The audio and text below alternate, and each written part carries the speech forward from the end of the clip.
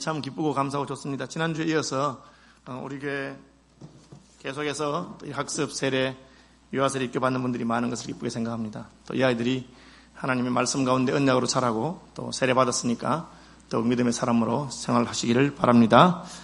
오늘 본문은 십계명에 관한 것입니다. 십계명은 찬송가 뒤에도 있고 또 예수 믿는 사람들이 십계명과 관련이 있다는 것을 다 아실 것입니다. 지금부터 자그마치 3,500년 전에 모세가 하나님께 받아서 기록한 것입니다. 3,500년 전이라고 하면 진짜 옛날이에요. 우리나라 역사로 말하면 조선 500년, 고려 500년, 신라 1000년 해도 2000년밖에 안 되잖아요. 그 다음에 올라가면 전설시대예요. 무슨 단군 할아버지 이야기 그때입니다. 그런 시대의 이야기인데 그 옛날에 이미 하나님께서 모세에게 이 십계명을 주셨어요. 이 특징이 무엇이냐? 1절에 보시면 하나님이 이 모든 말씀으로 말씀하여 이르시되, 하나님께서 말씀하신 거예요. 그래서 사람들이 말한 것, 사람들이 결정한 것, 사람들이 의논한 것은 세월이 지나면 자꾸 바뀝니다. 그래서 옛날에는 옳았지만 지금은 틀렸다고 생각하는 게 얼마나 많습니까? 나라와 민족을 따라서, 시대와 역사를 따라서 다릅니다. 제가 선교학을 공부할 때 가르쳤던 선생님들 중에서 아프리카에서 이렇게 공부하신 분들이, 사회 가신 분이 있는데, 아프리카 사람 때문에 굉장히 당황한 적이 많이 있대요. 어떤 부족들은 거짓말을 그냥 우습게 해요. 길을 물으면 모르면 어떻게 해야 돼요? 모른다고 해야 되잖아요. 길을 물으면 모르는데 가르쳐줘요. 그냥 엉뚱한 데 가르치는 거라. 거기 가보면 아니야. 거기 또 물으면 또 엉뚱한 데 가르쳐줘요. 그래서 몇 년 지나도록 이 사람들이 왜 이러는가 하는 건 몰랐대요. 그런데 그 아프리카에서는 거짓말하는 것은 별로 죄로 생각 안 하고 이렇게 낯선 사람이든 누구든지 친절하게 대해야 된다. 저 사람이 나를 물으니까 내가 어떻게 모른다고 할 수 있겠는가. 그래서 모른다는 말 안 하고 그냥 자기가 막 가르치는 거예요. 그 나라의 문화요, 그 나라의 윤리요, 그 나라의 풍습이죠. 그걸 모르면 너무 속이 터지고 답답하고 기가 막힌 일이 있다고 생각한답니다. 만약에 십계명이 하나님께서 우리에게 주신 것이 아니었다면 그것은 3,500년 된 고리타분하고 옛날 것, 캐캐묵은 것, 이제는 아무 쓸모없고 소용없는 것, 그런 것이었을 거예요. 우리나라만 해도 옛날에는 여자들이 밖으로 나갈 때는 이렇게 장옷이라고 머리에 뭘 둘러쓰고 얼굴을 가리고 나가라, 그런 시대가 있었습니다. 상상이 안 되죠. 요즘 미니스커트 입고 다니는 거 보면 기가 막힌 노릇 아닙니까? 남녀 7세 부동석이라 그래서 아이가 7살만 되면 남자 여자 따로 앉아라 그랬는데 지금 다 같이 앉아 계시네요. 그러니까 이게 옛날에는 옳았지만 지금은 다른 것 혹은 변하는 것이 많이 있습니다. 십계명은 시대를 따라서 변하는 그런 것이 아니다, 그 말입니다. 왜요? 하나님께서 가르쳐 주셨기 때문입니다. 이스라엘에 주신 여러 가지 계명이나 율례 가운데서도 시대를 따라서 변하거나 폐기된 것들이 있습니다. 이를테면 구약 성경에 유월절이 나오지만 우리는 유월절 양을 잡지 않습니다. 왜요? 예수님으로 말미암아 완성되었기 때문이죠. 그런 것을 제사법, 의식법이라고 합니다. 또 이스라엘의 사회를 유지하는 여러 결례라든지 사회와 관련된 사회법 같은 것이 있습니다. 그런 것도 시대를 따라서 다 변한다고 우리는 생각합니다. 그러나 변치 않는 것이 있는데 그것은 하나님의 성품에 근거해서 하나님께서 우리에게 어떻게 인생이 살아야 되느냐 하는 것 주신 것, 그중에 대표적인 것이 십계명입니다. 신구약 성경 말씀 전부 다가 하나님 말씀이지만 우리가 예수 믿고 잘은 몰라도 찬송가 뒤에 있는 십계명은 하나님께서 우리에게 주신 말씀이구나, 그 말씀대로 살아야 되겠구나 하는 것을 기억하시기를 바랍니다. 그 다음에 2절에 보시면 나는 너를 애굽 땅 종되었던 집에서 인도하여 낸 내 하나님 여호와니라, 그 말씀이 있습니다. 이게 무슨 뜻이냐 하면 십계명을 잘 지켜서 내 말대로 하면 내가 애굽에서 구원해 주겠다, 그렇지 않습니다. 너희가 십계명을 잘 지키면 내가 너희를 구원하고 애굽 땅 종되었던 집에서 자유인을 만들어 주겠다, 그렇게 하지 않으시고 나는 너를 애굽 땅 종되었던 집에서 인도하여 낸 너희 하나님 여호와니라. 내가 너를 구원했다. 내가 너를 구원했으니 너는 내 계명을 지키면서 살아라. 순서가 바뀌어 있어요. 십계명을 잘 지켜서 구원받는 것이 아닙니다. 인생이 아무리 열심히 살아도 하나님이 원하시는 대로 잘 살 수가 없어요. 십계명을 지키는 것도 마찬가지입니다. 우리가 아무리 열심히 지킨다고 하더라도 잘 안 될 거예요. 십계명 가운데 제5계명 내 부모를 공경하라, 이만하면 효도한다고 생각하는 분이 있을 것입니다. 살인하지 말라, 나는 살인한 적이 없다고 생각하는 분이 있을 것입니다. 간음하지 말라, 나는 간음 안 한다고 생각하는 분이 있을 것입니다. 거짓말하지 말아라, 약간 또 좀 찝찝하죠. 거짓말하지 말아라. 마지막 계명 뭡니까? 탐내지 말아라. 탐이 나는데 어떻게 해요? 계명을 잘 지켰다고 생각하는 바울이 나중에 은혜 받고 구원받고 나니까 내가 계명을 잘 지킨 것이 아니었다. 왜? 10계명의 제일 마지막에 하나님이 하나 딱 두셨는데 탐내지 말아라. 탐이 나는데 어떻게 해요? 그걸 깨닫게 됩니다. 그 다음에 더 가보니까 다른 계명도 마찬가지예요. 예수님께서 간음하지 말라는 말을 너희가 들었거니와 여자를 보고 마음에 음욕을 품는 자는 마음으로 이미 간음했다. 그게 마음의 문제라는 걸 보여준 거죠.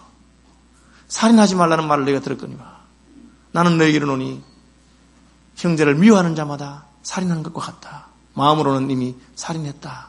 그렇게 말씀하고 계시는 것이죠. 10계명은 우리가 그것을 잘 지켜서 구원 얻을 수 있다는 것을 말하는 것이 아닙니다. 오히려 구원 받았으니까 이제 이렇게 살면 좋겠다. 이것은 구원받은 백성들의 삶의 양식을 보여주는 것입니다. 여러분, 전 세계 70억이 살고 있지만 그 사람들이 사는 양식과 방식이 다 다릅니다.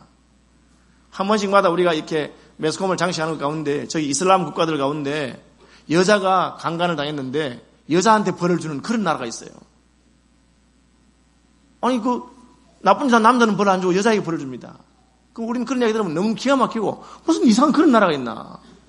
피해를 당한 여성에게 벌을 주다니. 그렇죠. 그런데 그런 데가 있어요. 참 기가 막히죠. 그런 면에서 아무리 석유를 파서 돈이 많이 나도 후진국이라고밖에 할 수 없어요. 그렇죠? 우리나라가 많이 선진국이 됐는가 봐요. 꿈에 그리던 국민소득 2만 불을 통과했잖아요. 그렇지만 경제적으로는 선진국이 됐지만 문화적으로나 윤리적으로는 아직까지도 여전히 부족한 점이 저는 많이 있는 것 같아요. 외국에 나가보면 그게 분명해집니다. 우리보다 못한 사람들을 봐도 분명하고 우리보다 잘 사는 사람들을 봐도 분명합니다. 제가 중국에 한 5번 갔는데 중국 갈 때마다 중국이 경제적으로 아주 발전한다는 걸 느낍니다. 그러나 여전히 좀 아쉬운 게 있습니다. 뭐가 아쉽습니까? 첫째, 중국 사람들 너무 시끄러워요. 시끄러워요. 식당에도 시끄러워요. 그 겨울 되면 기가 막히는 게 이 아줌마들이 내복 입고 돌아다녀요. 빨간 내복 있죠. 아저씨들은 여름에 우통 벗고 다녀요. 그런데 전혀 괜찮다고 생각해요. 그리고 가만히 생각해보니까 우리도 옛날에 우통 벗고 다닌 적이 있었는가? 그런 생각이 들 수 있습니다. 우리도 옛날에 저렇게 시끄러웠는가? 사실 한국 분들 많이 조용해졌지만 또 외국 분들이 오면 한국 사람 시끄럽다고 느낍니다. 제가 영국 갔다 와서 처음에 한국 오니까 굉장히 시끄럽더라고요. 시끄럽나? 이야기를 좀 조용조용하지 않고 왜 옆에 사람 신경 안 쓰고 막 떠들듯이 이야기하는가? 지하철 타면 툭툭 부딪힙니다. 그게 너무너무 이상했어요, 처음에는. 최고 큰 서양 사람들이 지하철 타면 다른 사람에게 안 부딪히려고 막 이렇게 했어요. 그게 이제 문화가 약간 더 선진 문화가 됐다는 거죠. 같은 문화지만 더 발전된 문화가 있습니다. 우리가 하나님을 믿고 하나님의 자녀가 되면 천국 시민이 됩니다. 그러면 하나님께서는 천국 시민의 문화, 천국 시민의 법이 있다는 것을 우리에게 말씀하십니다.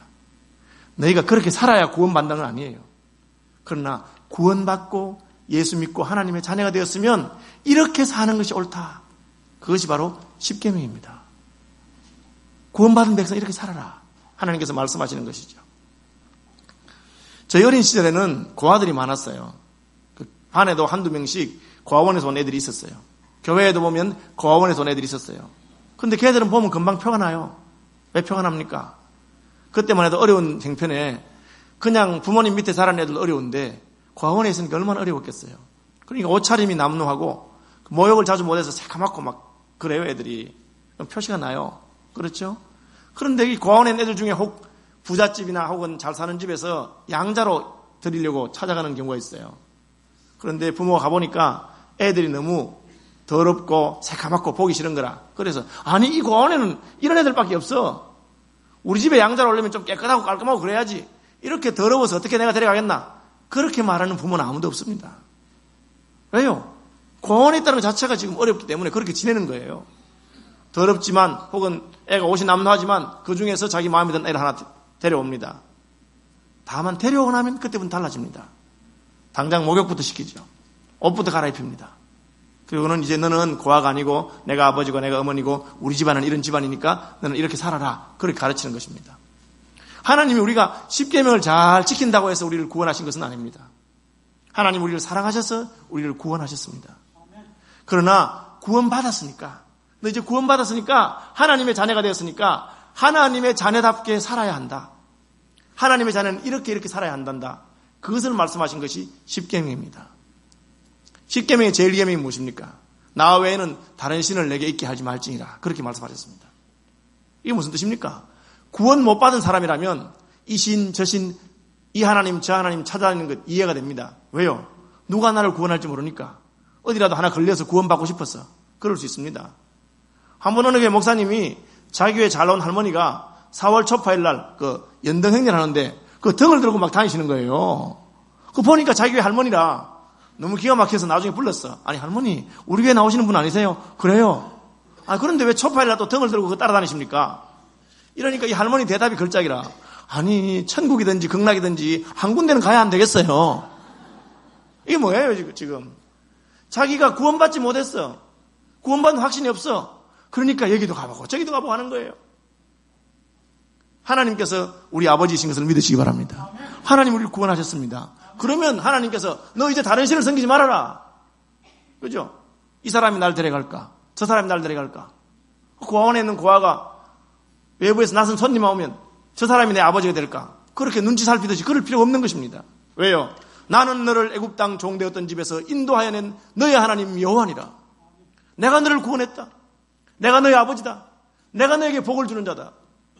인생이 누가 우리에게 복 줄지 모르니까 바다에 가면 용왕한테 빌고 산에 가면 고목남한테 빌고 산신령한테 빌고 뭐 닥치는 대로 아무한테나 빌고 공무원들도 그냥 고사 드리고 돼지머리 앞에도 빌고 그렇게 하는 것입니다. 그러나 우리는 내가 너를 구원하였다. 내가 너를 구원하였다. 내가 네 아버지가 된다. 내가 네 하나님이다. 그러므로 하나님을 섬기는 백성은 다른 신을 섬기지 않는 것이 제일 첫 계명인 줄 아시길 바랍니다. 그래서 죄 중에 제일 큰 죄가 뭐냐? 10계명, 1계명. 나 외에는 다른 신을 내게 있게 하지 말지니라. 예수 안 믿는 사람 보고 우리가 뭐 비판할 필요 없습니다. 그 사람들이야. 뭐 하든지 말든지. 그러나 예수 믿고 구원받은 사람은 하나님 한 분 외에는 다른 신이 없는 것을 믿으시기 바랍니다. 내가 너를 구원하였기 때문에. 내가 네 아버지다. 내가 네 하나님이다. 너는 나 외에는 다른 신을 내게 있게 하지 말지니라. 하나님을 믿는다고 하면서 다른 신을 섬기는 것은 옳지 않은 것입니다. 이건 마치 결혼한 사람이 배우자를 제쳐두고 다른 사람을 좋아하겠다는 것하고 같습니다. 그래서 십계명 말씀하시면서 나는 너를 애굽 땅 종되었던 집에서 인도하여 낸 너의 하나님 여호와니라. 그것이 먼저 나오는 것입니다. 그 다음에 십계명에는 중요한 또 하나님의 말씀이 있습니다. 그게 뭐냐면은 상과 벌이 있습니다. 나를 사랑하고 내 계명을 지키는 자에게는 1000대까지 은혜를 베풀거니와 나를 미워하고 내 계명을 지키지 않는 자에게는 내가 3, 4대까지 벌을 주겠다. 그런 말씀이 있습니다. 십계명은 하나님을 섬긴다고 해놓고는 그 계명대로 살면 하나님이 상을 주겠다는 거예요. 하나님을 믿고 구원받다 해놓고 그 계명대로 살지 않으면 하나님께서 벌 주겠다고 하는 것입니다. 과원에 있을 때는 전부 다 목욕 안 하고 새카맣고 그렇습니다. 그러니까 그걸 벌 줄 수가 없습니다. 그러나 이제 우리 집에 양자가 되고 네가 우리 집에 왔으니까 이제부터는 깨끗하게 씻어라. 아침 저녁으로 세수해라. 너 세수만 잘해도 내가 상 주겠다. 그것이 아버지가 한 말이고 너 그렇게 안 씻고 자고 그러면 양치 안 하고 자면 내가 벌 준다. 그렇게 말한 것 같아요. 하나님의 백성에게는 하나님을 섬기할 뿐 아니라 하나님을 섬기면 상과 벌이 있는 것을 분명히 믿으시기 바랍니다. 굉장히 놀라운 거예요. 1000대까지 은혜를 베푼다 그랬어요. 저는 다른 세계는 잘 모르지만 제가 목사니까 목사 세계를 잘 알죠. 목사님들 가운데 그분이 특별히 설교를 잘 하시거나 혹은 그분이 특별히 무슨 뛰어나거나 그런 분 아닌 것 같은데 목회가 너무너무 잘 풀리고 잘 되고 복을 받는 분들이 혹 있어요. 찾아보면 뭐 거의 백발백중 그런 분들의 배후에는 믿음의 부모님이나 믿음의 할아버지 할머니들이 반드시 있습니다. 그분들이 어렵고 힘든 시대에 하나님 나라 위해서 수고하고 계명을 따라 살았기 때문에 하나님께서 그 후손들에게 복을 주는 것을 믿으시기 바랍니다. 저는 1982년도에 교사직을 그만두고 신학대학원에 들어가서 전도사가 됐는데 일반 대학을 나왔기 때문에 신학을 하나도 몰라요. 그냥 교회에서 주일하고 선생님 하다가 전도사가 된 거예요. 3월 달에 입학합니다. 그런데 저는 1월 달부터 전도사를 했어요. 어떻게 가능했느냐? 어느 목사님이 저를 불러가지고 자기 교회 전도사를 하라는 거라. 제가 뭐 아무것도 아는 게 없는데 저 앞에 전도사님이 2분 있었는데 그 2분 전도사님이 나가셨어요. 나갔는데 그 2분 생활비를 모아서 절을 주면서 절 보고 전도사를 하는 거예요. 제가 그때 22살이었습니다. 23살이었습니다. 그런데 제게 사택까지 주고, 사택도 주고, 2분 전도사 생활비를 제게 주면서 신학교 입학도 안 한 사람에게 전도사를 하라는 거예요. 그 제가 목사님 감사합니다 이러니까 목사님 제게 뭐라 하시냐면 권전도사님은 절 잘 모르시죠? 예. 그런데 저는 권전도사님 잘 압니다. 어떻게 하시나요? 예. 제가 처음에 목회하던 교회에 권전도사님 아버님이 저에게 집사였습니다. 아, 그러십니까? 저희 아버님 일찍 세상을 떠나셨거든요. 제가 초등학교 4학년 때 떠나셨습니다. 저희 아버님이 그 교회 집사님이셨는데 권 집사님이 목회자한테 얼마나 잘해줬는지 그때는 목사님들이 생활이 어려워가지고 먹고 사는 게 어렵고 제 기억이 나요. 목사님 집에 염소를 키웠어요. 그래서 젖을 짜라 먹고 이렇게 된 기억이 나요.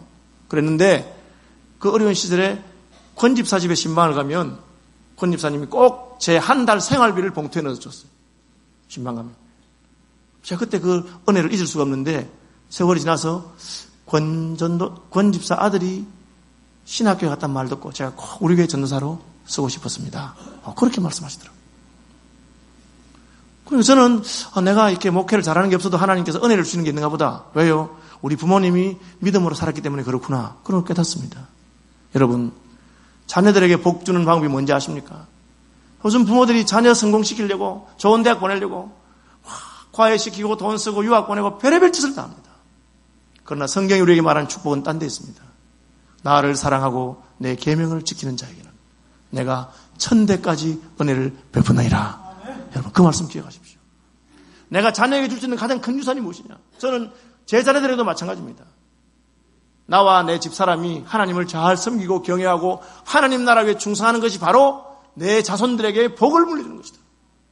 하나님께서 아브라함 때문에 이스라엘 백성을 권고하시고 다윗 때문에 이스라엘 백성들을 권고하셨다는 말이 성경에 여러 번 나옵니다. 계명은 그런 것입니다.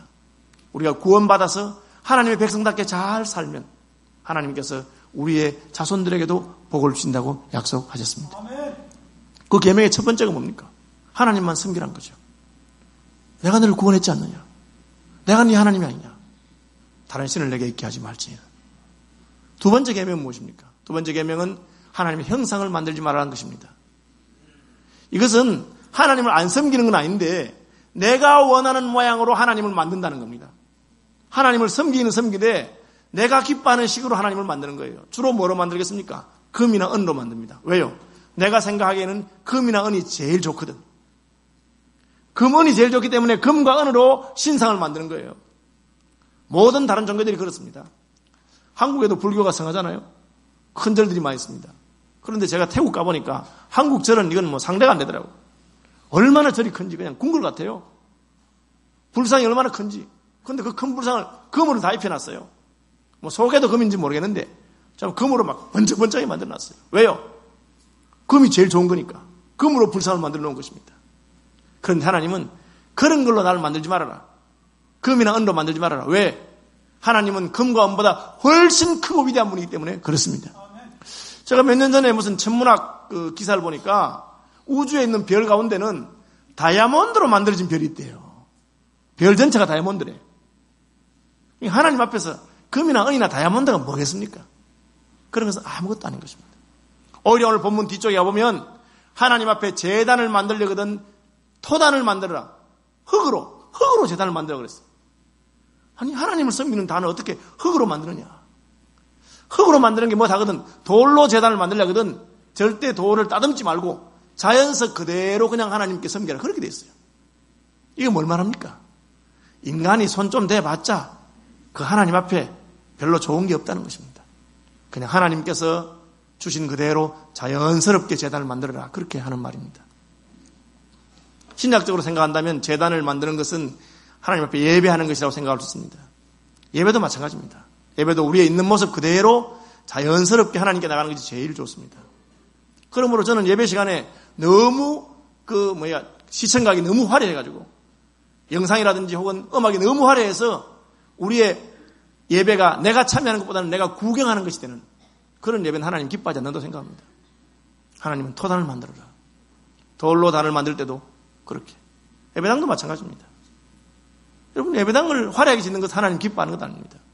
우리의 수준에 맞게 지으면 됩니다. 아니 목사님 솔로몬은 성전을 금으로 지었잖아요. 예, 솔로몬은 금으로 지었습니다. 왜요? 자기 사는 집이 금집이거든.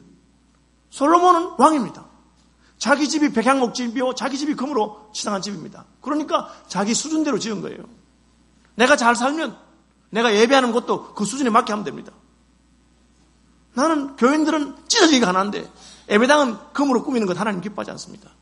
반대로 자기 집에 가면은 어리어리하게 해놓고 살면서 교회는 그냥 판잣집으로 만들어 놓는 것도 하나님 기뻐하지 않겠죠.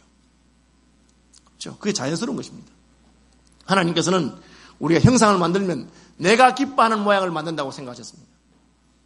인류의 문명 가운데 발달됐던 그리스 로마 문명에도 보면 신들이 많은데 별별 신이 다 있어요. 사랑의 신, 미움의 신, 무슨 운명의 신, 바다의 신, 질투의 신, 별별 신들이 다 있습니다. 자기 마음에 생각나는 대로 신들을 만듭니다. 하나님을 섬긴다고 말하지만 실제로는 자기들이 섬기고 싶은 걸 섬기는 것입니다. 출애굽하면서 이스라엘 백성들이 금송아지를 만들었어요. 하나님 버리기로 마음먹은 거 아닙니다. 말은 우리는 하나님을 섬기겠습니다. 그렇게 말했습니다. 그래놓고는 만들기는 금으로 송아지를 만들어서 우리를 출애굽시켜준 여호와 하나님은 금송아지처럼 생겼습니다. 그렇게. 하나님이 얼마나 기가 막혔어요. 진짜 기가 막혔어요. 아니 하나님을 만든다고 해놓고 금송아지를 만들어 놓은 거야. 왜? 자기들 생각할 때는 금이 제일 좋고 자기들 생각할 때는 송아지가 제일 힘이 세고 새끼 많이 낳고 그렇게 한 거예요. 여러분 여러 우상이라든지 신상 만든 데 가면 어떤 나라에는 이 신상에 젖가슴이 수십 개 있는 그런 신이 있어요. 왜 그랬습니까? 그 젖이 많이 나오고 출산과 풍요의 상징이란 거예요. 자기 생각하는 걸 그냥 신상에다 만든 거예요. 하나님은 그런 분 아닙니다. 사람이 만든 분 아니기 때문에 하나님께서 어떤 분인지 그대로 계시하신 대로 믿고 그대로 섬겨야 되는 것입니다. 우리가 하나님 말씀을 잘 모르면 지멋대로 하나님을 섬길 수 있습니다. 이게 기가 막힌 거예요. 자기는 충성한다고 수고했어요. 금송아지 만든다고 금을 얼마나 많이 내놓았겠습니까? 자기들 주머니 다 털어서 금 내놓은 거예요. 그래서 하나님 싫어하는 짓을 했어요. 오늘날 21세기 교회에, 한국 교회에 하나님 싫어하는 금송아지 뭐겠습니까? 있습니다. 축복이 축복. 복만 좋아하는 사람도 있어요. 물론 하나님은 복을 주시는 분이십니다. 그러나 하나님을 섬겨야 되지 복을 섬기면 안 돼요. 어떻게 할 수 있습니까? 딱 교회 나가서 복 받으면 하나님 좋아하고 하나님 섬기고 하나님 조금 어려움 주면 싫어하고 그게 무슨 하나님을 섬기는 거겠어요? 사랑이 무엇이겠습니까? 결혼식 할 때 기쁠 때나 슬플 때나 부유하거나 가난하거나 병들거나 건강하거나 변함없이 사랑하는 것이 사랑 아니겠습니까? 하나님 섬기는 게 뭐겠습니까? 잘 나갈 때나 못 나갈 때나 부유할 때나 가난할 때나 변함없이 하나님 섬겨야 되는데 내 마음속에 하나님이라고 하는 것은 금이다, 은이다. 하나님이라고 하는 것은 복이다. 그게 없으면 하나님 싫어하는 것이죠. 자기가 섬긴 하나님 섬기는 것 하나님 싫어하십니다. 있는 모습 그대로 너희가 나를 섬기고 있는 모습 그대로 나를 받아주기를 원하시는 것입니다. 하나님께서 성경에 계신 그대로 그 하나님을 섬기는 분들이 되시길 바랍니다. 여러분 있는 모습 그대로 하나님께 나가서 하나님 섬기는 분들이 되길 바랍니다. 예? 인생이 꾸민다고 해서 하나님 좋아하시도 않으시고 꾸민다고 해서 좋은 게 나올 수도 없습니다. 하나님의 모습을 꾸민다고 해서 하나님 기뻐하지 않습니다. 뭐 금이나 은으로 꾸민다고 해서 하나님이 더 위대한 분이 되는 것도 아니고 하나님은 우리를 구원하신 그대로 천지를 창조하신 그대로 영이신 그대로 있는 분이신 것입니다. 뭐 그 외에도 마찬가지죠. 그 외에도 하나님 이름을 망령되이 긋지 말아라. 우리나라는 이 말과 행동이 일치하지 않지만 언어가 다른 단어지만 이스라엘 단어는 말과 행동이 한 단어입니다. 다발이라고 하는 단어죠. 복수는 더바림인데 말, 행동 같은 뜻이에요. 다시 말하면 은행일치를 하나님 기뻐하시는 것입니다. 말로는 하나님을 섬기면서 행동으로 하나님 섬기지 않는 것 하나님 너무 싫어하십니다. 나더러 주여 주여 하는 것 하나님 기뻐하는 것 아닙니다. 말한 대로 섬겨야 되죠. 할렐루야 아멘 외친다고 해서 그 사람 믿음 좋은 게 아닙니다. 하나님 이름을 망령되이 긋는 것이 무엇이냐. 입술로는 하나님을 외치면서 행동은 하나님을 부인하는 것이죠. 그게 하나님의 이름을 망령되이 긋는 것입니다. 마음이 담기지 않은 말로 함부로 떠드는 것이죠. 그러니까 심지어 성경에는 하나님 앞에 기도할 때 너희는 함부로 말하지 말아라. 그게 무서운 말씀이죠. 하나님께서는 너 나를 섬기려 하거든. 무엇보다도 말과 행동이 일치되는 사람이 되거라. 하나님의 이름을 부를 때마다 망령되이 부르지 말고 삼가라. 그렇게 말씀합니다. 여러분 우리가 참 주님이 얼마나 좋고 하나님이 얼마나 좋습니까? 그러나 섬길 때는 하나님이 원하시는 대로 섬겨야 되는 것입니다. 하나님 백성이잖아요. 그러려면 하나님 말씀을 좀 배워야 됩니다. 여러분 계명도 배우고 말씀도 배우시기 바랍니다. 하다못해 십계명이라도 제대로 배우고 주기도문이라도 제대로 배우고. 제가 목회를 오래 하면 할수록 갑자기 너무 기가 막힌 일이 있는데 의외로 이 목회에 구멍이 너무 많다는 걸 깨닫게 됐어요. 열심히 교회 나와. 헌금생활도 잘해. 11조도 해. 그래서 집사도 됐어. 그런데 믿음의 부분에 있어서는 너무 몰라. 몰라도 너무 몰라. 그러니까 이거 다 봐요. 개코는 보는가 봐. 성경 좀 열심히 보시기 바랍니다. 그러니까 기가 막혀. 하나님 기뻐하는 대로 섬기지 못하는 것입니다. 하나님 크고 위대하신 분입니다. 내가 너를 구원했다. 내가 너를 책임지겠다. 내가 너를 복주겠다. 1000대까지 복을 주겠다. 그렇게 말씀하셨어요. 그런데 하나님 기뻐하는 대로 하나님 어떤 분인지 아시고 제대로 섬기는 저와 여러분 되시기를 바랍니다. 찬송하겠습니다.